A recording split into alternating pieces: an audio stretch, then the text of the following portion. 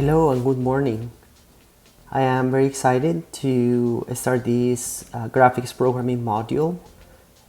It is a topic that is very exciting for me because this is what I use to make my own creative applications, and coming from an art background, using programming was something that was challenging at first, but it really enhanced my art. And today I'm going to show you my tools as well, something that we will use for our future projects in Open Studio.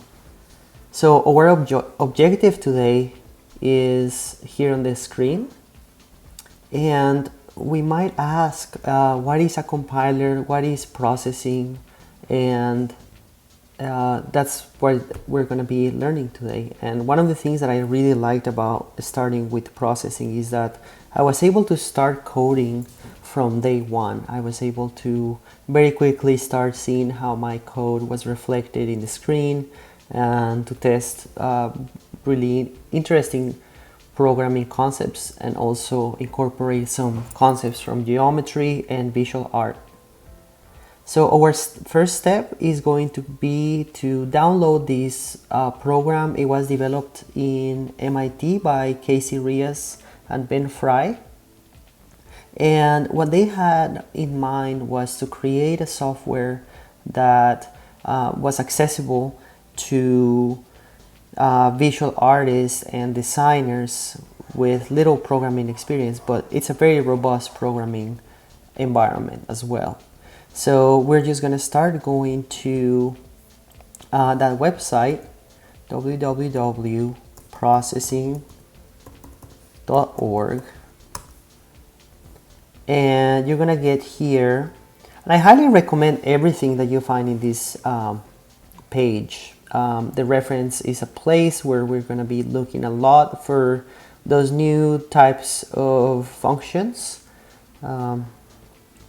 To, I guess, ask questions and so on. And here we're going to choose our operating system, and in my case I want to use Mac, and I have different versions. There's even a version 4 out there, but I would recommend that you get the latest stable. So I want to go and download this, and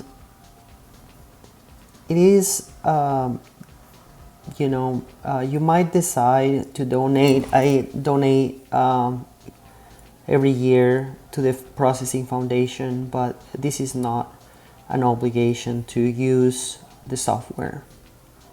Now it has downloaded, and one of the cool things, and this is the same for Mac or PC, is that your program is self-contained.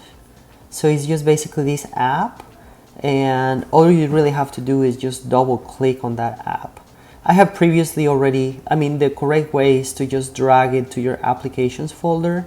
I already have different versions of processing. I'm going to be using processing 3, which is the same one that you just downloaded. And it's very light, it will load very fast, and this is it, essentially. This is really what you get. This is called the IDE.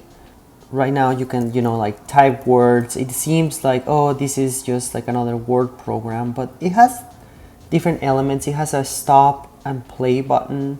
This is also known as run. We're gonna write our first line of code, and if I just click run, it's gonna create automatically a window.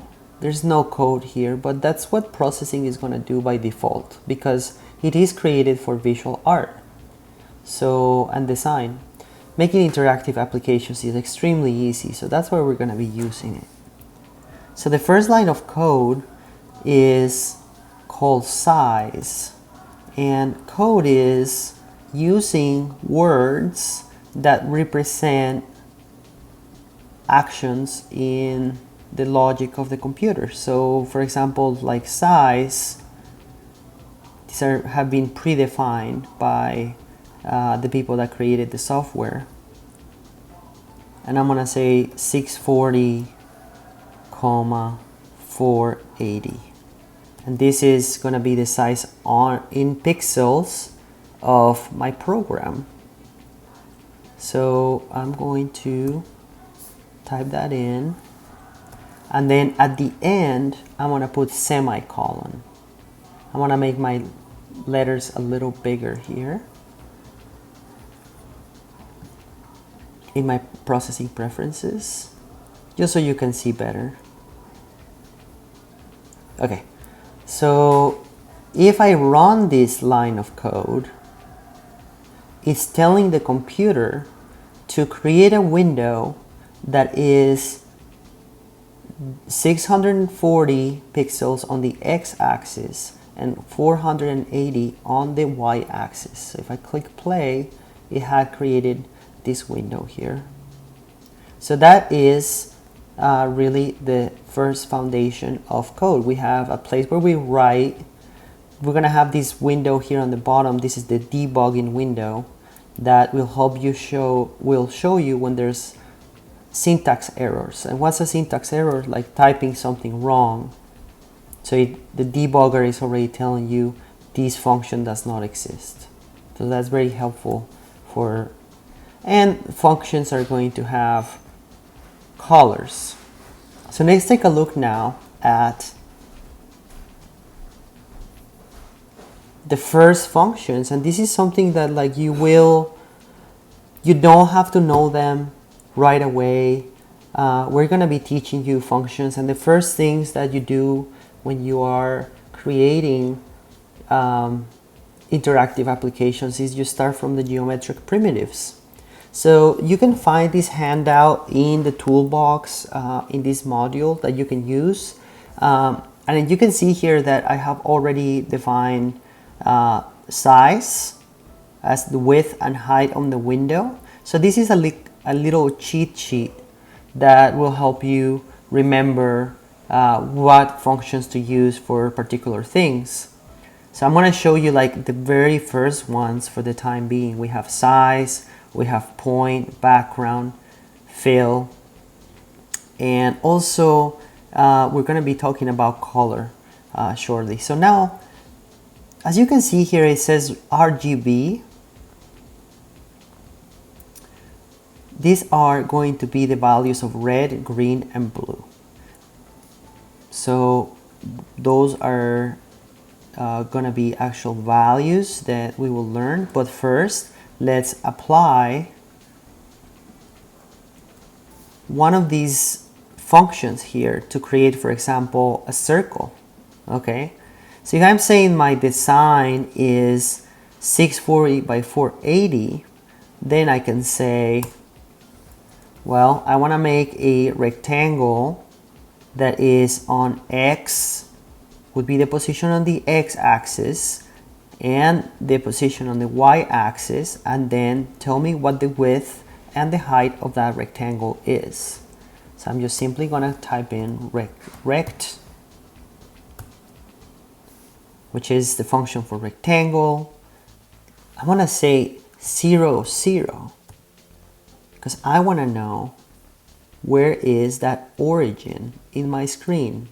And as you can see here, I'm always going to be counting from the top left corner when it's on default. And then I'm going to say I want my square to be 60 pixels wide by 60 pixels tall with width and height. Because these values are the same, then I have created a rectangle. Now let's prototype it. And we can see here that my origin is actually the upper left corner. So if I increment in this direction towards the bottom, it's going to be an Y increment. So if I say now place it 100 pixels below that same 60 by 60 square, place it 100 pixels down. And that's how you will create all the different shapes. So here are like the basic shapes, and you can also create custom shapes using the following recipes, so to speak. So I'll talk more about custom shapes in future lessons, But here I want to focus on the rectangle, the ellipse, the triangle, the point, and the line. The point is basically just draw a point. We will barely see it. If I draw a point on the point on the point 200 by 200, it's gonna be really tiny. It's really hard to tell if it's over here. It might be dirt on my screen. That's how small it is. Okay, so now let's talk about color. So I'm able to create those shapes. These shapes have particular visual characteristics such as the fill and the stroke. Okay, so the stroke, as you can see, is black and the fill is white. So I can say, well, I want to change that. So if you want to continue, or I guess you will continue because this is the textbook for our class, is to look at chapter 3 and get kind of like more familiar with what these functions do, the functions that I am laying out here. This is just like a cheat sheet, but like what I really want you to do is to read chapter 3 that is called Draw from this textbook.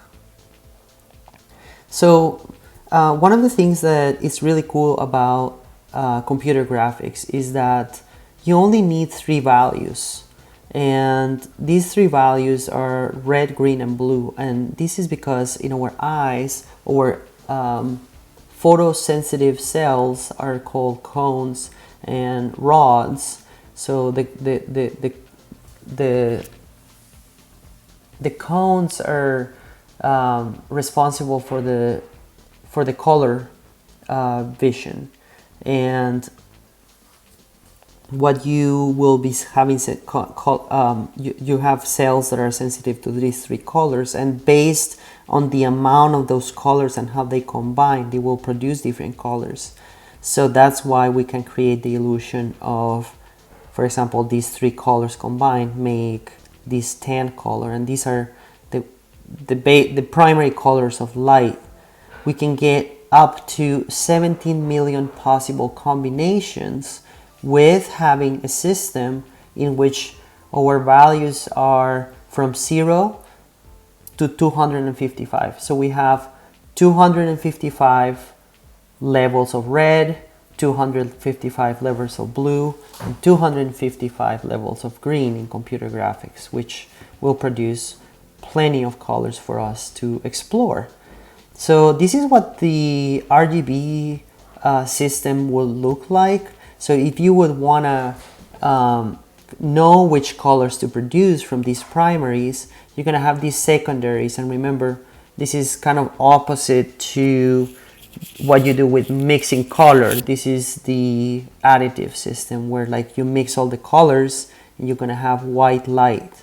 So that's why if I turn all my pixels on to 255, it will be white. So let's make something, for example, our background to be magenta. So I'm going to go here to my code and say, okay, I'm going to say fill, which is the code from the functions that will change the fill of that rectangle. And I want to like make magenta. So magenta is 255 on the red, 0 on the green, and 255 on the blue. So red and blue make magenta. So it's kind of like switching these off and on. Of course, you can add variations of that and say, for example, 70, a little bit. Let's add a little bit of green to that magenta. Okay, so it's still like pre-magenta, and we can also do that and change the background.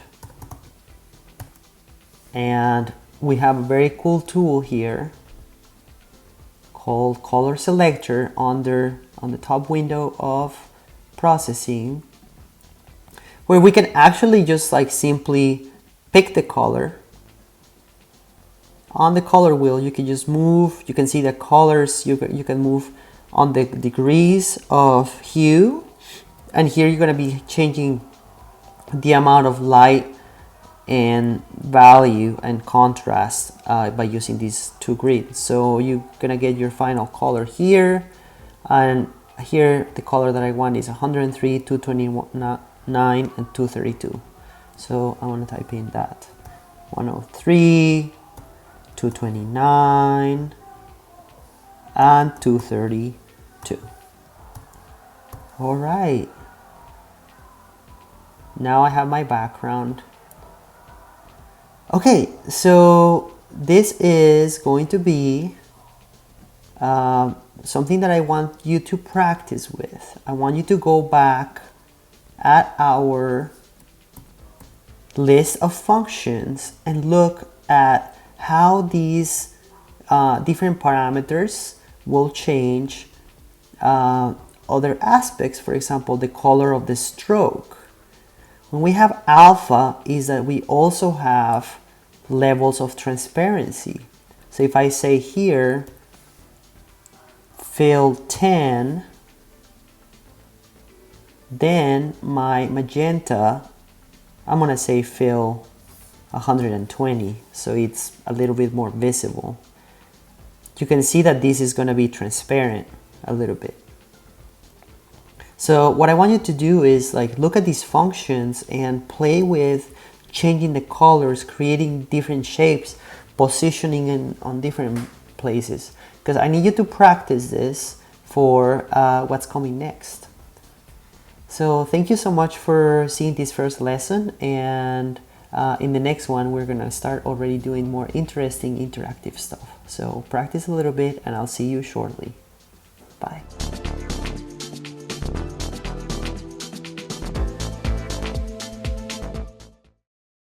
Este recurso cuenta con la licencia Creative Commons, atribución no comercial sin derivar.